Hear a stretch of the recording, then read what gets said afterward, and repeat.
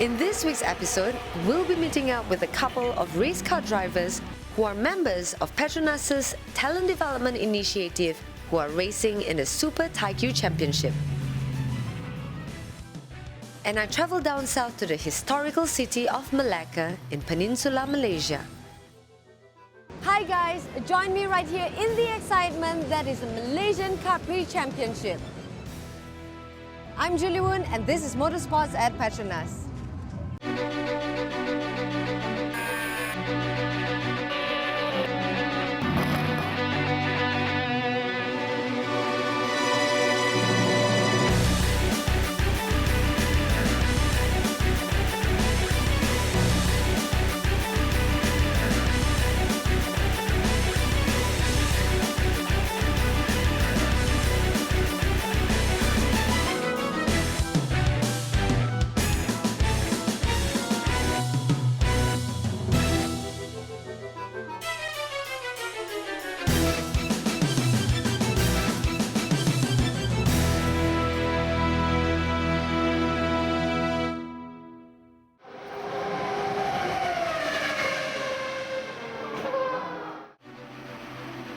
Race car drivers are a different breed. They eat, sleep and dream of speed. PETRONAS' talent development initiatives form a core and integral part of PETRONAS' motorsports involvement.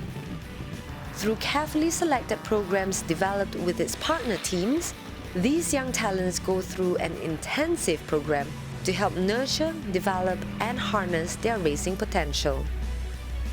We'll meet with two drivers that are a part of PETRONAS' Talent Development Initiative who have found their true calling. Dominic and Melvin are currently racing with the PETRONAS Syntium Team. Racing in the endurance series predominantly in Japan, the 5-time Super THRU champion with a collective of Japan and Malaysia's finest racing drivers, is the perfect training ground for PETRONAS' up-and-coming racing talents. Dominic started racing go-karts at a very young age and he has not looked back since. I guess from go-karting we learn all the basics of driving, the racing lines, racecraft. Then going to Formula cars, we learn driving cars with suspension, the cars with wings, then especially the fitness part where it helps really prepare us. Then coming into endurance, I guess all this racing craft and the fitness helps a lot. Just like Dominic, Melvin too started racing in go-karts at a very young age. As everybody knows, go-kart is the starting point of the motorsport ladder. So most of the good drivers like in Formula 1 or endurance racing, they start their racing career as playing go-karts. And then I was very lucky because PETRONAS came out with the PETRONAS Formula Xperience, which gave, I think, kids aged 15 to 18 the chance to drive Formula cars. Moved to endurance racing in 2009, so it definitely helps a lot in a way. Of course, the driving styles are different, but the track time and everything helps build my experience and so on. Dominic has had to learn to adjust from a single-seater race car to one where he shares it with two other drivers. It's not really a big difference, but I guess I can't afford to make any big mistakes, as if I screw up my race, it also screw up my teammate race. So I had to be really careful and not take any big risks in the race. Melvin also made the transition from a single-seater car to one that he shares with Farid Haruman and Tatsuya Kataoka. The driving style itself is already different, single-seaters and GT racing. To share cars with two teammates, it's of course different as well. I mean, you can't have a specific setup just for yourself, but also you have to accommodate your teammates so we can get the best out of the three drivers. In his rookie season with the team in 2011, Dominic, together with his teammates Nobuteru Taniguchi and Masataka Yanagida, managed to clinch both the overall Super THRU Endurance Series Championship as well as the Malaysia Merdeka Endurance Race. I wouldn't say I'm made for endurance racing, but I certainly enjoy driving long stints and going through the traffic with all the different classes around. I guess the biggest challenge will be to be consistent and also make sure I don't lose too much time in the traffic. Melvin is an alumni of the first PETRONAS Formula Xperience racing school. Racing is in his blood. I think most drivers would say it's the adrenaline. I mean, it's always nice to drive fast on the racetrack and to compete with each other. Of course, single-seaters is more one driver per car fighting for placing every lap. But endurance racing is more different. It's preserving the car, bringing the car home. It's long races, sometimes more than 3 hours. Like this weekend at MME, it's 12 hours, so it's a different strategy, different ball game. Racing in an endurance series is not easy. How does Dominic stay focused for so long? Because I'm sure at some point, fatigue is going to kick in. So it's really important to prepare myself physically. I do a lot of rock climbing together with Melvin and also running and cycling. During driving long stints, I make sure that I have a target point, marking point that I follow every lap and try to keep it the marking point every lap to make sure that I'm consistent. Driving in an endurance series, surely there are many challenges. The key one is always fitness. I mean, we will be in the car for at least 75 minutes most of the time. And like this weekend in MME, we will be driving 3 stints per driver. So fitness is key. Second is, I think most important is consistency. Also driving safely, bringing the car home, and also dealing with traffic. I think that's the biggest challenge for me in endurance racing. And to top it off, the temperature in the car can soar up to 45 degrees Celsius. I guess driving was quite easy, but then I was not really tired, but the heat really made me feel really tired.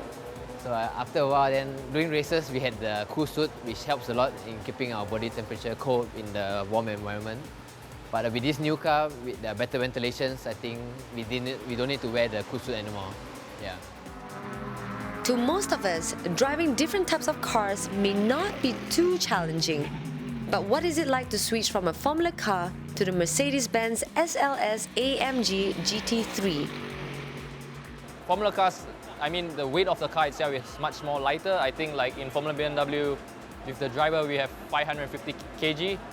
But for the SLS, I mean, it weighs almost more than 1 ton. It's 1,400 something kilograms with the driver. So the car is definitely more heavier. Compared to single-seaters, you have no ABS.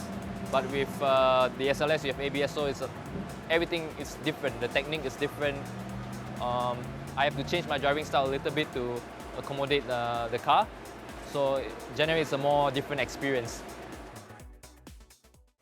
From being a bystander, Dominic is now part of a team that can be proud of its success. I guess David Wong has assembled a really good bunch of people together in the team. And also us as young drivers, he really gave us a lot of a development program and also testing in Japan to prepare us for the race.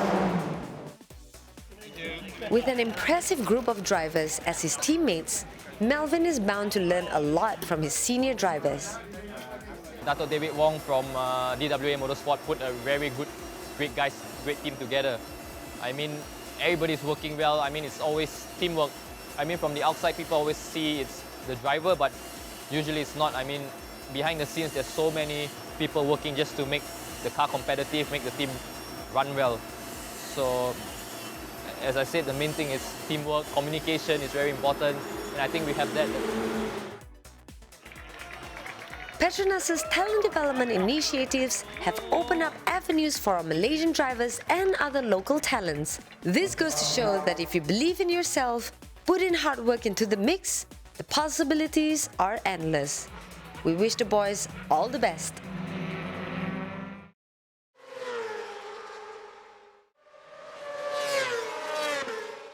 The nose of the Formula One car is absolutely critical, simply because it carries the wings at the front of the car that set up the way the air flows over the car. So it pushes down the front wheels of the car and also it shapes the air, which then hits the side of the car and goes to the back of the car. So what happens at the front of the car will then influence what happens in the middle and the back. If it's wrong at the start, you won't be able to correct it. So, most important part of a Formula One car.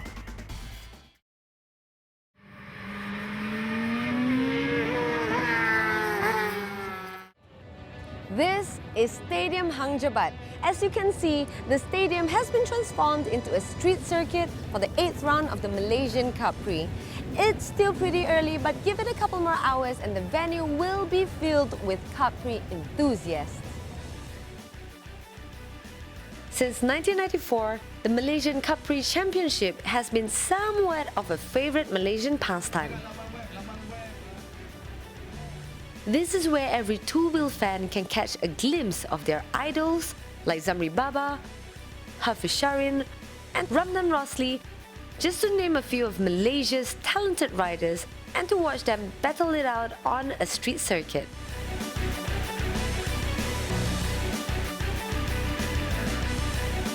I'm right here to not only watch the riders battle it out, I also want to be schooled on the Malaysian Cup Prix. So I'll be meeting the race organizer very soon. Stick around.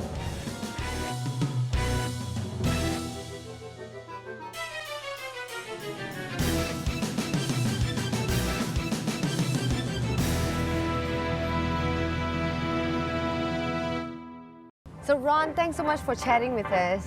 I really want to find out more about the Cup Prix. Okay, my first question is, what are the main objectives of the Cup Prix Championship? When we started this back in 1994, the idea back then was to get, we used to have a lot of races in Malaysia, but not a single unified one, and to pull the talent together. And obviously, having done that already, the idea was then to find the next Malaysian champion. And our tagline in Bahasa Malaysia is Melahirkan Wira Masa Hadapan, which is finding the future generation champions. And I think so far we've done quite well. Yeah, there were a few Wiras born here, which we will talk about later. But coming back to this race championship, how many personnel does it take to organize a championship such as these? Close to 200 people at the moment to prepare for the race weekend. And the guys start working sometimes 10 days in advance of the race weekend. Oh my God! So it's quite a it's a huge logistical event to be done, and but you know, it's something that we've been doing over the years, so we're quite experienced. So how many race stewards are required to ensure that all the riders are abiding by all the rules and regulations? Technically, we have 2 race stewards appointed by the Automobile Association of Malaysia, and 1 club steward, which is the organizing club. So technically, we have 3 stewards in the race weekend to make sure everything is run in order. And how many races do you have in the championship? Over how many states? Okay, we do 10 rounds in a year, so we try to do all the states as possible. Okay, but you know, depending on the nature of the venue itself, it's not that easy to find a suitable location to organize a race. In each round of the championship, we organize 7 classes of races. 3 main classes: the CP130, which is the premier class, CP115 and Wira, which is for riders between 13 to 17 years old. We have a privateers class, which is for enthusiasts, and that's doing quite well. And in addition to that, we have 3 sponsorship classes, I would say, for young riders to be given the first opportunity to race in Cup Prix, sponsored by Honda, Suzuki and Yamaha. Very nice. In your experience, which state is the most challenging throughout your years of organizing the championship? Races that are organized in the middle of the city itself. It's a huge logistical nightmare because as we set up the circuit, we're not allowed to affect the traffic, daily traffic.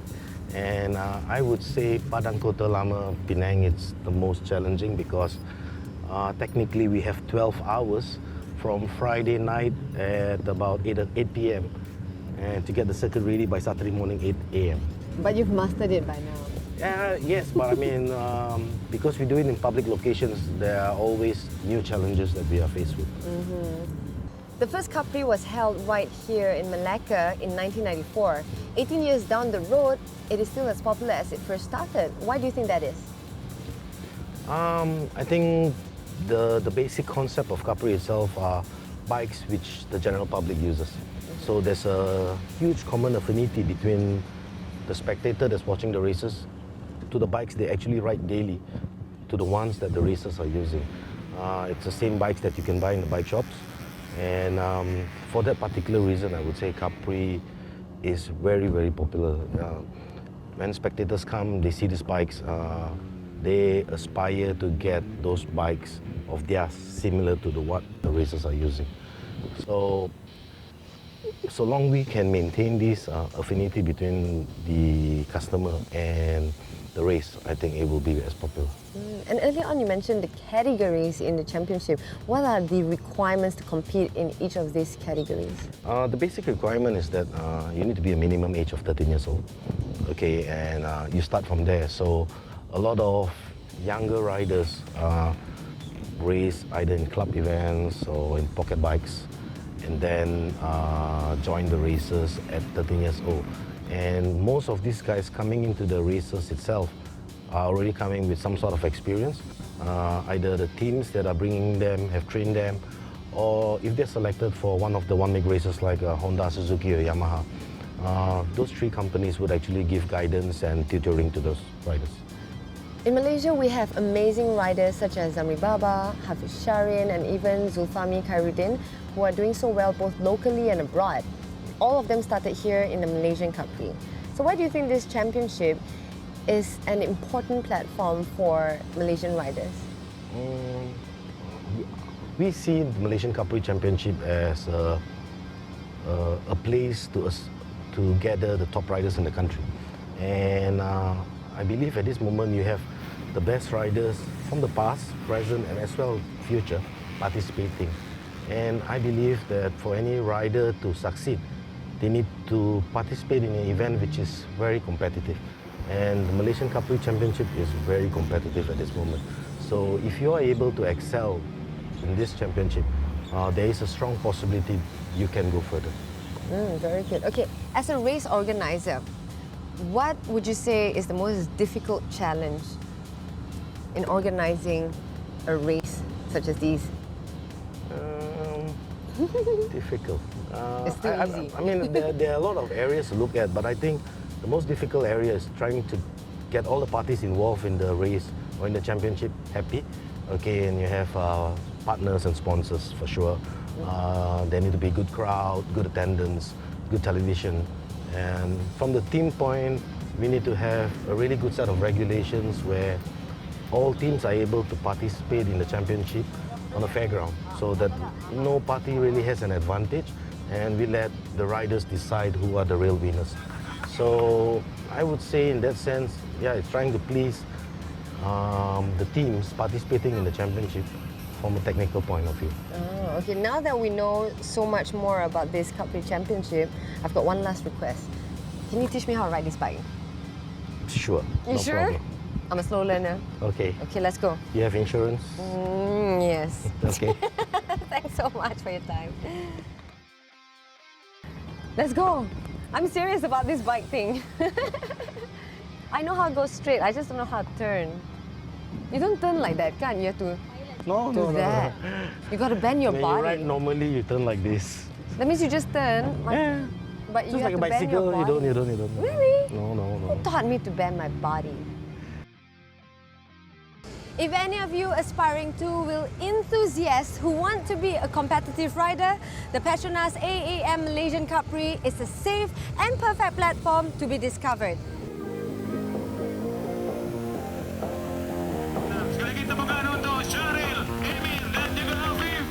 Thanks for joining me, Julie Woon, right here on Motorsports at PETRONAS.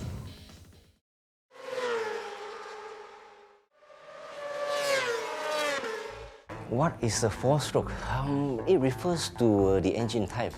You have two strokes, you have four strokes. If you tell somebody who doesn't know anything, there may be a three-stroke as well. But in reality, there's only four-stroke and two-stroke bikes. Four-stroke is a bit more efficient in terms of fuel consumption, and the technology has brought the four-stroke engine to such level that it exceeds the two-strokes performance. Back 20 years ago, that was not possible. But now, 4-stroke is the way to go, and it's also far cleaner. It's better in emission than 2 strokes.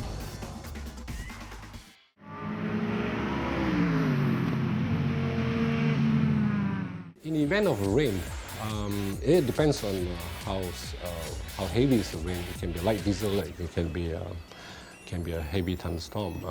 In the event like visibility is bad, all riders should advise to stop at the appropriate places. You know, of course, to name a few, big R&Rs and highways are good. Petrol stations are not too bad. You know, but I would strongly advise people not to stop in those freeways, flyovers, which is when you pile up the parking space, it's just too dangerous for people. Remember, you know, so the visibility is going to be bad, and it's not easy for other drivers to locate where you are on the road. So I think sheltering yourself at the right appropriate place is very, very crucial and important. Don't forget to log on to www.petmas.com.my if you want to find out more about your favorite teams, drivers, or race results. Let's go! Boleh bang? Terima kasih. Woohoo!